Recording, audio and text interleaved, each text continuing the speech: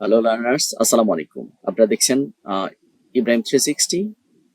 আজকে আমরা আলোচনা করব ক্লাস 9 এর ইংরেজি চ্যাপ্টার 6 এর 6.2.1 অ্যাক্টিভিটিজ এর যে গল্পটা আছে এটা অর্থ সহ আমরা পড়ার চেষ্টা করব। চলুন শুরু করা যাক।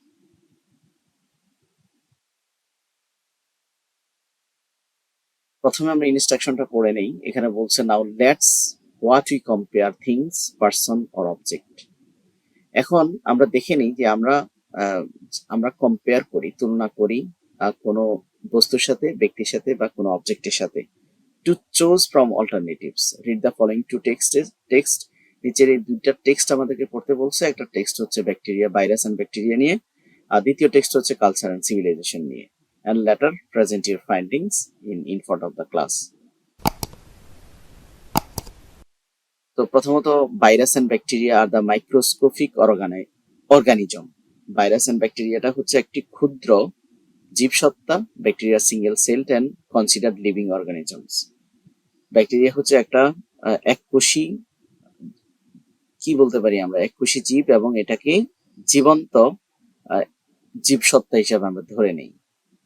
Virus are not only cell but genetic materials like DNA or RNA enclosed in protein coat. ভাইরাসটা virus are not cell, virus কিন্তু কি নয়, কোষ নয়, বাট জেনেটিক ম্যাটেরিয়ালস, যেটা জিনগত উপাদান, বিশেষ করে ডিএনএ এবং আরএনএ। আরএনএ তে কি করে, আরএনএ তে প্রোটিন কোটের মধ্যে এটা এনক্লোজড থাকে। They do not have cellular structure, তাদের কোষের কোনো গঠন নেই, and are considered non living particles, এগুলো প্রাণহীন বস্তু হিসাবে বিবেচনা করা হয়। Virus and bacteria have the potentials to cause infections and disease in human, animals and plants. Virus এবং ব্যাকটেরিয়া হ্যাভ দ্য পটেনশিয়ালস, এটার কি রয়েছে, সামর্থ্য রয়েছে, টু কজ ইনফেকশনস, মানে বিশেষ করে বিভিন্ন ধরনের ক্ষয় এবং বিভিন্ন ধরনের রোগ, বিশেষ করে মানুষ, অ্যানিমেলস এবং প্ল্যান্টস এর মধ্যে। আর both have mechanisms for replications, আর দুটোরই প্রতিরূপ তৈরির কৌশল রয়েছে। Bacteria can reproduce independently through binary fissions. ব্যাকটেরিয়াটা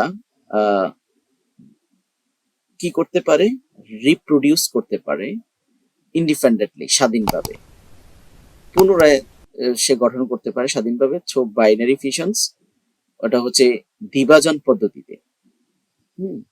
স্বাধীনভাবে বংশবৃদ্ধি করতে পারে, ব্যাকটেরিয়াটা বংশবৃদ্ধি করতে পারে স্বাধীনভাবে দ্বিভাজন প্রক্রিয়ার মধ্য দিয়ে। অন দ্য আদার হ্যান্ড, অন্যদিকে virus requires a host cell to replications. আর কিসের, ব্যাকটেরিয়ার জন্য, বিশেষ করে ভাইরাসের জন্য প্রয়োজন হয় একটা হোস্ট সেল, একটা হোস্ট মানে প্রাধান্য বিষয়, কিসের জন্য, রেপ্লিকেশন করার জন্য বা বংশবৃদ্ধি করার জন্য। Antibiotic can kill the growth of bacteria. Antibiotic কি করে, ব্যাকটেরিয়ার বৃদ্ধিটাকে নিয়ন্ত্রণ করে বা ধ্বংস করে দেয়। But they are not effective against virus, কিন্তু ভাইরাসের বিরুদ্ধে কার্যকর কিন্তু নয়। Are larger than virus, bacteria হচ্ছে ভাইরাসের থেকে বড়।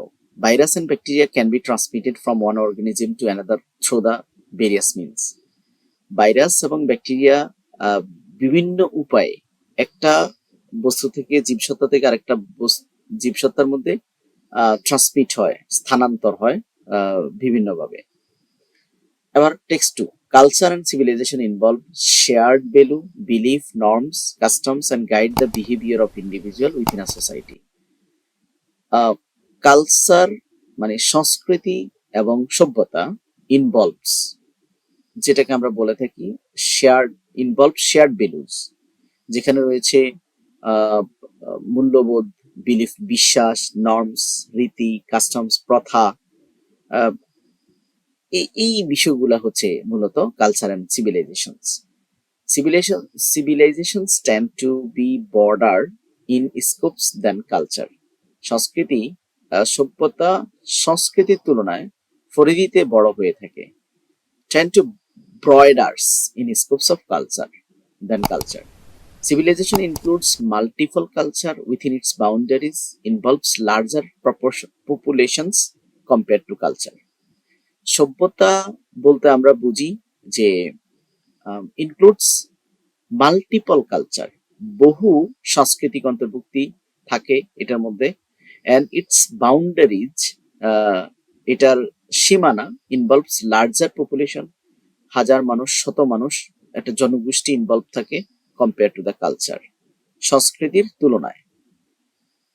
Culture and civilization often produce art, শিল্প এবং সংস্কৃতি, সংস্কৃতি এবং সভ্যতা প্রায় একটা শিল্প, তারপরে সাহিত্য, মিউজিক, গান and other form of creative expressions, অন্যান্য ধরনের সৃজনশীল অভিব্যক্তি, দ্যাট রিফ্লেক্টস দেয়ার ভ্যালুজ, যেটা তাদের মূল্যবোধকে কি করে, প্রতিফলন করে, স্থেটিক্স, নান্দনিকতা প্রতিফলন করে, অ্যান্ড ট্রেডিশনস, বিভিন্ন ঐতিহ্য ধারণ বা প্রতিফলন করে।